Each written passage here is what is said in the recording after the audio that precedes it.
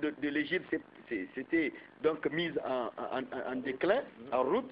Donc le pivot était donc de faire l'Égypte avec son ami qui est Abu Bakr as-Siddiq et de laisser les autres. Il y avait les Omar, il y avait les Ali, ils étaient tous des braves Ali qui pouvaient sortir, même se battre, mais pour éviter les fusions de sang et pour éviter, comme l'ordre divin pour faire la guerre n'était pas révélé en ce moment, donc le messager était pour sauver sa religion, pour sauver sa foi et sauver aussi ses compagnons, alors éviter donc de sortir en masse et éviter de sortir aussi avec les femmes et les enfants. Alors il a fait l'hégire avec Abu Bakr. Et comment le plan était établi? Le plan était établi qu'ils allaient sortir. Et après leur sortie, il y avait une femme qui avait des bétails, comme quoi elle allait faire passer cette bétail-là pour effacer les traces, parce que nous savons très bien en désert et en grotte ou en déplacement en brousse, il y a des gens doués, c'est-à-dire les guides, qui savent les pieds, ils savent les directions que peuvent suivre une personne quand il va à une destination. Alors, ils savent que leur pied ou leur trace sera repérée, donc on a fait un plan comme quoi cette femme-là, croyante, allait faire passer ces brebis sur leurs traces pour les effacer. Et s'ils sortaient le même jour aussi, ils allaient être rattrapés sur la route et ils allaient être tués. Alors c'était prévu de ne pas sortir à la Mecque et de sortir après 3 jours. Mais où ils allaient se réfugier? Ils allaient se réfugier dans le Ghar appelé Ghar As-Sawr. C'est là-bas qu'ils allaient se réfugier 3 jours avant de sortir. Alors c'est cette même femme qui est tenue leur amener la nourriture, leur traire, c'est-à-dire du lait pour les amener et effacer aussi ces traces avec ces brebis avec donc son troupeau. Et c'est ce qui fut fait. Le messager était sorti vers les environs de 22 heures avec son ami qui est Abu Bakr et Sayyidina Ali qui est le 4e compagnon parmi les 4, Abu Bakr, Omar, Othman et Ali, donc c'est lui le 4e. C'est lui le plus jeune d'ailleurs. Alors il s'était trouvé sur le lit du messager pour dormir sur le lit afin qu'on ne comprenne pas que le messager n'est pas sur son lit. Alors en sortant, ils ont eu l'information que c'est ce soir que le messager allait sortir et ils sont sortis pour se mettre à sa porte. Donc ils sont venus, les mécréants ont pris leur sabre pour venir l'attendre avec Abu Bakr à sa porte. Et ils ont donné le rendez-vous et le point de rencontre avec Abu Bakr dans un endroit à la Mecque et à une heure précise alors qu'il n'y avait pas de montre. Alors quand Abu Bakr était au lieu, il attendait le messager et le messager sortant de chez lui, il avait remarqué au fait qu'il y avait des gens à l'attente avec des armes pour l'éliminer, pour finir avec lui. Alors il a pris ses mains vers Dieu. Dieu sauve-moi. Regardez le lit de toute cette créature-là qui demande le secours de Dieu. Et Dieu a dit وَجَعَلْنَا مِنْ بَيْنِ أَيْدِيهِمْ سَدًّا وَمِنْ خَلْفِهِمْ سَدًّا فَأَغْشَيْنَاهُمْ فَهُمْ لَا يُبْصِرُونَ. Allah a mis une barrière entre eux et le messager alayhi salatu wassalam, et il a mis aussi une barrière derrière en permettant au messager de passer sans qu'il soit vu. Alors Allah a ordonné au messager de ne pas craindre quelque chose et de ne pas les craindre aussi, de prendre du sable et de verser sur leurs yeux pour pouvoir se rassurer qu'ils ne voient pas.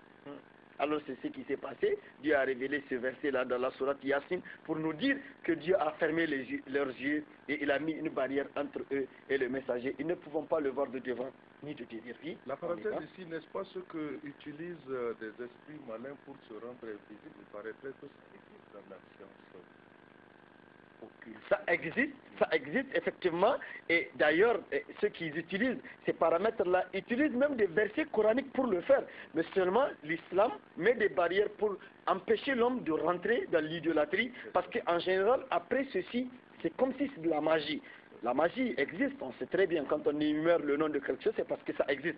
La magie existe, mais l'islam a condamné la magie, parce que derrière la magie, il y a cette idolâtrie-là, il y a la croyance de quelque chose derrière la magie.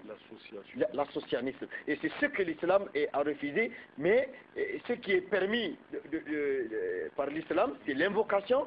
Vous pouvez prier Dieu par ces versets pour fermer les yeux de quelqu'un, parce que vous savez, la prière c'est ça, quand vous cherchez le secours, c'est Allah qui met une barrière.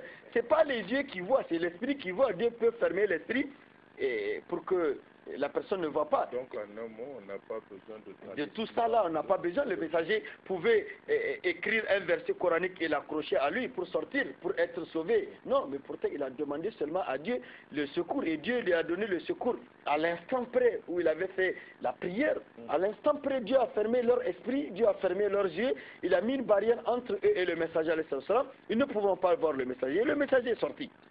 Et quand il était sorti, il est parti à la rencontre de Abu Bakr as-Siddiq. Ils se sont pris, ils sont sortis et ils se sont mis dans cette grotte-là, dans cette caverne-là, derrière la Mecque.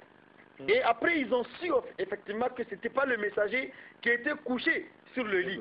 Alors la nuit, ils se sont mis à leur recherche, ils ne l'ont pas vu, alors ils sont partis dormir. Et le matin, très tôt, ils ont dit que si réellement il va à Médine, on va le rattraper parce que c'est 400 km, alors ils ne pouvons pas marcher 400 km dans une seule nuit, on va les rattraper. Alors le rançon était encore redoublé et encore ils se sont mis donc à la recherche du messager et de son compagnon Abu Bakr Siddiq, alors qu'ils se trouvaient dans la grotte, à la Mecque. Alors le matin, cette bonne femme a trait de lait. Elle a mené le petit déjeuner, elle a effacé ses traces, elle est revenue dans la ville attendre jusqu'à midi pour pouvoir les amener encore de l'eau et à manger. Alors, en fin de journée, il y avait un guide qui a dit, le messager et son compagnon ne sont pas en bourse. C'est dans un seul endroit ils pouvaient se trouver à la Mecque. C'est telle grotte. Et ils se sont mis en route vers la grotte. Et quand ils étaient arrivés, effectivement, le messager était dans la grotte, Abu Bakr était en bordure de la grotte. Mais Allah a fait de sorte qu'un oiseau vient s'installer et faire ses œufs à la rentrée de la grotte. Et il y avait donc une toile d'araignée à la grotte. Le guide a dit, c'est là seulement qu'ils peuvent se trouver. On a dit, maintenant tu t'es foutu de nous, tu nous as fait rôder ou rôder dans cette ville-là, on ne l'a pas trouvé, lui et son compagnon. Maintenant, tu viens nous dire qu'il se trouve dans une grotte dans laquelle on voit des toiles d'araignée et on voit aussi des os d'oiseaux. Comment deux personnes pouvant se trouver dans cette grotte-là et qu'un oiseau soit sur ses œufs, ou sans que cette toile ne soit emportée. Alors, on l'a bastonné très bien et on l'a fait ramener à la maison. Abu Bakr avait dit, Abu Bakr avait dit, s'ils avaient un tout petit peu regardé, ils allaient nous voir. Et le messager a dit, mais que dis-tu de deux personnes qui se trouvent dans un endroit où la troisième personne, où la troisième, c'est Dieu. Il a dit, la ta'zan inna Allah ma'ana. Ne t'inquiète pas, Dieu est avec nous. Il ne peut pas nous voir. Et c'est comme ça, le troisième jour, donc ils ont fait 3 jours. Et le troisième jour, ils sont sortis maintenant parce que les requêtes ne sont plus.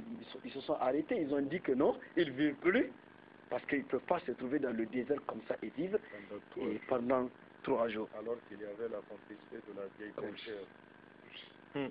Et le messager alayhi salatu wassalam, avec son compagnon, ont pris la route pour Médine. Et ils ont marché 7 jours avant d'être à Médine. Et ils étaient rentrés à Médine un vendredi. Comme nous y sommes. Allah Akbar. Quand ils étaient venus à Médine le vendredi, à pareil moment, comme on est en train de parler, à pareil moment, ils étaient rentrés de la ville de Médine et le messager était content qu'ils soient à Médine parce qu'ils ont franchi une nouvelle territoire dans laquelle ils sont sauvés.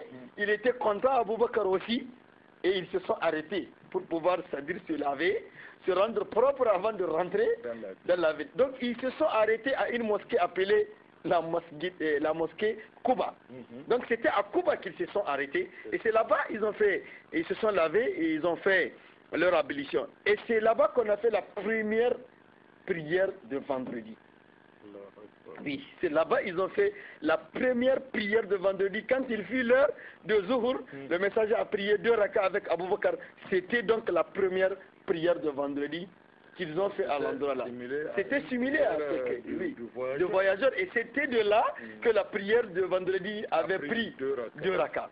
Oui. Et cette mosquée-là fait partie des lieux, parce qu'on a pris l'historique pour arriver à cette mosquée, pour dire pourquoi l'historique de cette mosquée-là. Et c'est pour cela le messager a ordonné d'aller visiter. Quand on vient à Médine, on va visiter cette mosquée-là. Et celui qui prie 2 rakas dans cette mosquée, c'est comme s'il a fait donc une omora. Donc on lui donne la récompense d'une omora. Donc ceux qui vont à Médine vont visiter cette mosquée-là. On peut la visiter une fois, on peut la visiter 2 ou 3 fois, mais seulement on fera attention quand on est un pèlerin. Il ne faut pas trop multiplier ces visites-là. Il faut multiplier la prière dans la petite mosquée de Médine pour avoir les 1000 prières avec chaque prière obligatoire, donc le matin, le Zuhur, le Asr, le Maghrib et le Isha. C'est ce qu'il faut multiplier. Donc le deuxième endroit à visiter à Médine, donc nous sommes en train de diminuer directement donc, les visites. Donc visiter cette mosquée qui fut la première mosquée de vendredi à Médine. Fait partie donc des visites à Médine. Donc quand vous allez à Médine, vous allez vous déplacer, on va vous prendre en bus pour vous amener dans ces endroits-là, afin d'avoir ces bienfaits-là qui se trouvent dans ces endroits-là. Donc la mosquée de Quba, qui est Masjid al-Quba, et Masjid Quba, vous allez dedans. Quand c'est l'heure d'une prière obligatoire, vous priez avec les gens, vous priez avec l'imam.